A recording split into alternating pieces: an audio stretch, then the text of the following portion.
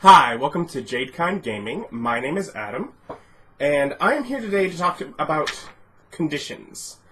Conditions are something I recently did sort of a basic how to play 5th edition D&D.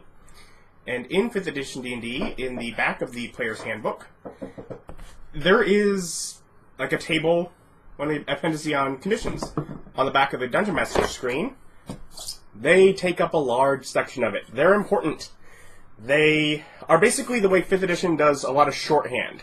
To use a word to say a bunch of information so they don't have to repeat it over and over. Now, they have it in the back of the player's handbook. They have it on the DM screen. They make it easy to reference it. And I still do. But I found that it helps to at least have a basic concept in your mind like when you're reading. So when you're reading a monster's ability, or when you're reading what your spell does, so that just to get an idea of kind of what it's going to do, you don't have to go reference it every time, only when it's actually coming up in play, perhaps. So I figured I'd do a video, should be relatively quick, just literally go through each of the conditions. And so to start that, I'm actually going to follow them along on the DM screen. It seemed easy to me. Other than Exhaustion, in alphabetical order. Also, the general concept is going to make sense. Blinded. A blinded creature can't see. Ooh. And automatically fails any ability check that requires sight. That's just, okay, logical. Attack rolls against the creature have advantage, and the creature's attack rolls have disadvantage. It's harder for them to get out of the way, and easier for, and harder for them to hit you. Makes sense, but yeah, just sort of things like that. Charmed. Charmed is a bit of a touchy one. A charmed creature can't attack the charmer, or target the charmer with harmful abilities or magical effects. The charmer has advantage on any ability check to interact socially with the creature. Now that is pretty narrow, considering the way that it may end up used, because it comes down to those social abilities. Like, does it help your allies? If you charm someone, does that help your allies at all, or does that just mean they target them instead of you? As written, it could just mean they target them instead of you. But in practice, I don't tend to do that. I tend to play up that social interaction. If you charm and then try to convince them, go along that route. To try and use it a little almost as use it as the situation entails. Obviously, depending on what you're charming and that kind of thing, results may vary. But charmed, it has concrete, way that it functions, and then you may end up with more beyond just that as far as what it does in a given situation. At least as I personally DM many things. Deafened, another logical one. A deafened creature can't hear and automatically fails any ability check that requires hearing. It's the kind of thing, it feels almost silly that I have to write it down, but by having it written, it helps avoid debate among the table of here's what it does. Frightened. A frightened creature has disadvantage on ability checks and attack rolls while the source of its fear is within line of sight, so while it can see what it's afraid of, and the creature can't willingly move closer to the source of its fear. Grappled. A grappled creature's speed becomes 0, and it can't benefit from any bonus to its speed. The condition ends if the grappler is incapacitated, as the condition. So if the one that is grappling you becomes incapacitated, you are no longer grappled. The condition also ends if an effect removes the grappled creature from the reach of the grappler, or grappling effect, such as when a creature is hurled away by the thunder whistle. So if you are taken away from what's holding you, again, you're no longer grappled. You're only grappled while the grappler is grappling you. Yeah. And incapacitated. An incapacitated creature can't take actions or reactions. Yeah. Moving on. Invisible. See, this one's more of a good one, a lot of times. An invisible creature is impossible to see without the aid of magic or a special sense. For the purpose of hiding, the creature is heavily obscured The creature's location can be detected by any noise it makes or by any tracks it leaves. Which, yeah. I guess probably a good time to bring out the book and point out a heavily obscured area, darkness, opaque fog, blocks vision entirely. Creature effectively suffers from the blinded condition when trying to see something in that area. So, essentially, what it's saying, therefore, is that when you are invisible, other people are effectively blinded when for the purpose of trying to see you. Attack rolls against the creature have disadvantage, and the creature's attack rolls have advantage. Effectively, as if they are blinded. Paralyzed. A paralyzed creature is incapacitated. See the condition. See, even other conditions reference conditions. And can't move or speak. The creature automatically fails strength and dexterity saving throws. Attack rolls against the creature have advantage. And any attack that hits the creature is a critical hit if the attacker is within 5 feet of the creature. Petrified. Ooh, that's a lot of text for this, huh? A petrified creature is transformed, along with any non-magical object it is wearing or carrying, into a solid inanimate substance, usually stone. Its weight increases by a factor of 10, and it ceases aging. Okay, carrying on with Petrified, the creature is incapacitated, as per the condition, can't move or speak, and is unaware of its surroundings, as you would expect from something that is an inanimate substance. Attack rolls against the creature have advantage. The creature automatically fails strength and dexterity saving throws. The creature has resistance to all damage. The creature is immune to poison and disease, although a poison or disease already in its system is suspended, not neutralized. That's a big one, and it only comes up with a few different things, but I mean, that is a big one, because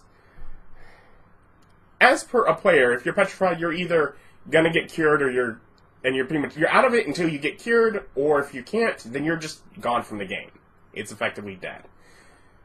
But it's nice to have this, as a game master, I love having these defined rules for when the players come across someone else that is petrified. It's, it's fun for that. So, and that also can be helpful for that. I mean, ultimately, players can figure out what Petrified does. They have the player's handbook. It's in the back of that. Poisoned. I love how simple they made poisoned. A poison creature has disadvantage on attack rolls and ability checks. Now, there's poisons that do additional things, but many of those also say that the creature is poisoned. And I love how simple poisoned is. Prone. A prone creature's only movement option is to crawl, unless it stands up and thereby ends the condition. The creature has disadvantage on attack rolls, and an attack roll against the creature has advantage if the attacker is within 5 feet of the creature. Otherwise, the attack roll has disadvantage, which means prone is both good and bad. If you are just being targeted by like ranged attacks, and you are not using attack rolls, let's say you have a spell that doesn't use attack rolls but has them make saves or something like that, drop prone. They have disadvantage against hitting you. And restrained. A restrained creature's speed becomes 0 and it can't benefit from any bonus to its speed. Attack rolls against the creature have advantage and the creature's attack rolls have disadvantage. A common thing in many of these conditions. The creature has a disadvantage on dexterity saving throws. Stunned. A stunned creature is incapacitated for the condition, can't move, and can speak only falteringly. So you can't get a proper sentence out. The creature automatically fails strength and dexterity saving throws, and attack rolls against the creature have advantage. Unconscious. An unconscious creature is incapacitated, say the condition, can't move or speak, and is unaware of its surroundings. The creature drops whatever it is holding and falls prone, another condition. The creature automatically fails strength and dexterity saving throws. Attack rolls against the creature have advantage. Any attack that hits the creature is critical. Any attack that hits the creature is a critical hit if the attacker is within 5 feet of the creature. And then we get to the one that is not in alphabetical order. And that's Exhaustion. Exhaustion actually doesn't have all of its rules on the DM screen. In the back of the player's handbook, it has a whole little chart here. But essentially, Exhaustion is special. It has multiple levels. And the idea with Exhaustion is that you would start at level 1, and if, let's say, you get Exhaustion again, then it goes up in level. It becomes more severe. And each level it goes up, level 2, you don't just have speed halved, you still have disadvantage on ability checks. So, level 1 disadvantage on ability checks, then if you continue to be exhausted, speed is halved, continuing disadvantage on attack rolls and saving throws. Further level, hit point maximum is halved. Further, that speed actually becomes 0, and then eventually death. And one of the things that they go over in here is, they talk about how it levels up, and an effect that removes exhaustion reduces it by a level specified by the description, and only removes it when it's reduced below level 1. And finishing a long rest reduces a creature's exhaustion by 1, as long as it gets food and drink. So exhaustion is the kind of thing, like, it gets worse and worse as you get more and more exhausted. And it's also not always so easy to just get rid of it. You kind of have to reduce it as you go down as well. And that's kind of a simple video. And those are the conditions that are statically that are built into the game. Many of the monsters' abilities, spells, even just weather effects with, having to eat and drink, that kind of thing, is built using these conditions. The conditions are an important part of 5th edition that, in general, during play, other than, Poisoned is simple enough, and it's one I've memorized. But many of them I will reference when I'm actually putting them into focus and play. But when I'm preparing a session, or often, perhaps as a player, choosing a spell, I don't look up for each time I look at a spell, it makes them petrified. I don't want to have to look up, what does that do? Okay, do I want that? No, if you kind of know what each one does, and a lot of them have names that make sense. The name makes sense for kind of what it does. It follows logically. But here are the mechanics, and knowing the name and having looked over what each of them does, you have sort of an idea when you're preparing ahead of time where you don't have to constantly reference it until it actually comes up in the moment. When you're just sort of getting ready for it, you know about what it's going to do. You're not going to be surprised that it does such and such. A lot of them utilize the advantage-disadvantage mechanics, which are awesome. And yeah, they're available. Multiple of the DM screens have them on the back. Player's Handbook has them in the appendice, the back, starting page 290. And yeah, they're an important part of the game, and I figured it'd probably be nice to do a video going over those before I dive deeper. I do plan to continue with a few other videos as far as just how 5th edition is played or ran and that kind of thing.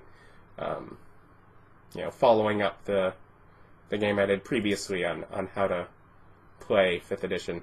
So this, I thought, would be a nice good one before getting into too much more. But yeah, so if you haven't already seen that how to play 5th edition, and that would be something helpful for you, I'll put that up in the corner. You can check that video out there. And otherwise, thank you for watching. Have a good day. Bye.